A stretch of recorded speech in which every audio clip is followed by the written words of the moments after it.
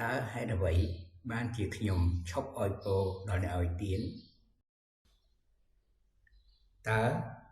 ហេតុអ្វីបានជាឧបាសកឈប់ឲ្យពរដល់អ្នកឲ្យទានបានជាខ្ញុំឈប់ឲ្យពរដល់អ្នកឲ្យទានពីព្រោះព្រះពុទ្ធបានបង្រៀនថាតេតោបញ្ញបវត្តតិប្រែថាបុណ្យរមែងចម្រើនដល់អ្នកឲ្យទានដូច្នេះអ្នកឲ្យទាន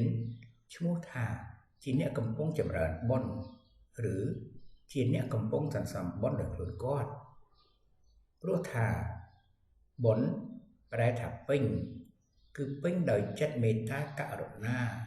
ទើបគាត់អាចលះបង់នៅសេចក្តីកំណាញ់បរិច្ចាគទ្រព្យធនដែលគាត់ខំរកបានដោយលំបាកឲ្យជាទានដល់ខ្ញុំហើយគាត់ជាអ្នកមានបុណ្យនិងជាអ្នកកំពុងធ្វើបុណ្យដោយខ្លួនគាត់ផងហេតុនេះ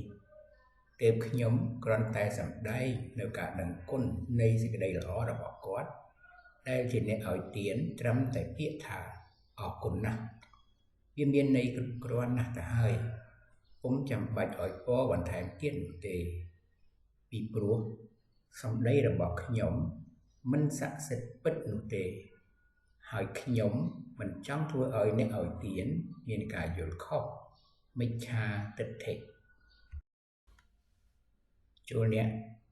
សាកគិតទៅមើលប្រសិនបើពាក្យសម្ដីរបស់ខ្ញុំคล้ายជាការពិតបានមែននោះម្លេះសំខ្ញុំឲ្យពោដល់ប្រពន្ធកូនញាតិមិត្តរបស់ខ្ញុំឲ្យទ្របហូរចូលឯងតែម្ដងដោយមិនចាំបាច់ឲ្យដើររកស៊ីនាំតែហត់នោះទេមនុស្សភាគច្រើនរួមទាំងខ្ញុំផងដែរកាលពីមុនលងនឹងពោដោយគិតថាពោនោះនឹងคล้ายជាការពិតព្រោះយើងម្នាក់មិនចង់នឿយហត់គឺចង់មានចង់បានដោយងាយហេតុនេះហើយបានជាយើងពេលខ្លះ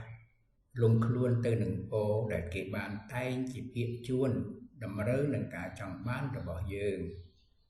ម្យ៉ាងទៀតចំពោះខ្ញុំជាអ្នករក្សាសិលនិងដាច់សិលទី4មុសាវាទ